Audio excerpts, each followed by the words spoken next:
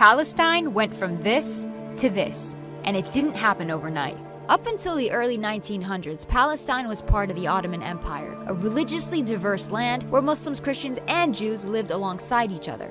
Then, things begin to change, with the start of the Zionist movement in Europe calling for the establishment of an independent Jewish state, ideally in Palestine. The first wave of European Jews start to immigrate.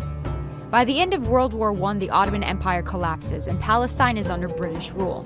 It's 1917. Britain declares its support for a Jewish homeland in Palestine.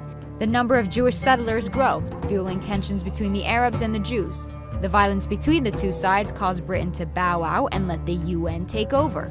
The UN approves of a plan to split Palestine into two states: Jewish Israel, Arab Palestine. The city of Jerusalem, which is sacred to Muslims, Christians, and Jews, is now a UN-controlled international zone. Jews accept the UN partition plan and declare independence as the State of Israel. But neighboring Arab countries object to the land takeover. This marks the beginning of the First Arab-Israeli War. Israel is victorious and makes a grab for the land intended for the Palestinian state under the UN.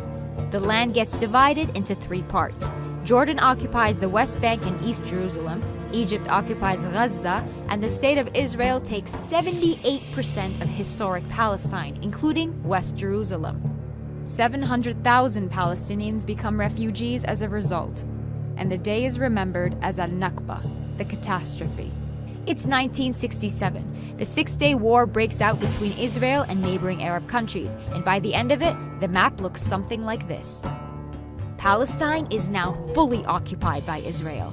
Despite the absence of a formal peace treaty, things start simmering down. Then Israelis start settling into Gaza and the West Bank, resulting in an Israeli-Palestinian struggle that gives rise to the PLO, the Palestinian Liberation Organization. Their main goal? To liberate Palestine from Israel by any means necessary.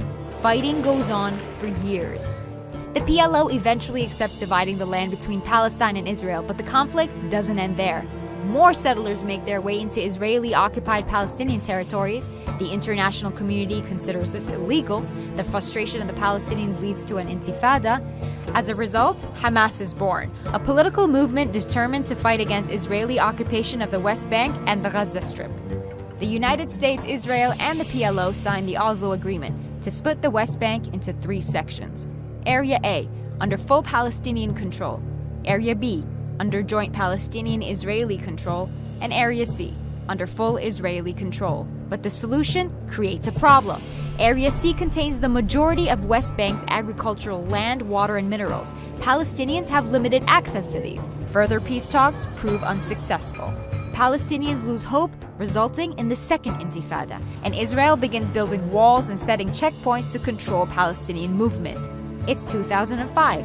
Israel withdraws from Gaza, but continues settlements in the West Bank. Hamas gains power in Gaza and splits from the Palestinian Authority, seeing it as being too secular. The West Bank and Gaza are now under separate leadership. Israel imposes a blockade restricting any form of movement by land, air, or sea. It's 2017, and this is the current situation of Palestine. There are solutions on the table, but will we see them implemented in our lifetime?